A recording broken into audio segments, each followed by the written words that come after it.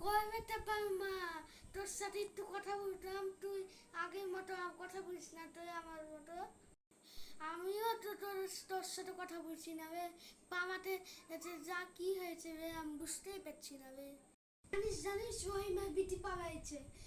ও মা শাসনই করতো না, ওকে খালি বলতো যে আমার মেয়ে খাবি পড়ে, আমার মেয়ে খাবি পড়ে, একটুও শাসন করে না। আমার বিটি ওখানে নাই, আমার বিটি পাওয়ায়ও না।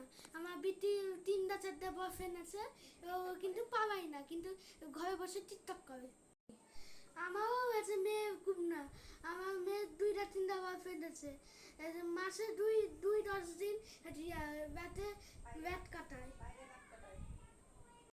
ছোট মানুষ তো একটু ব্যাবাক, বড় হবে বেড়ানো ছেড়ে দিবে।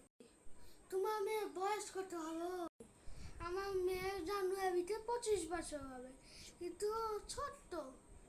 তোমারটা বয়স কত হলো?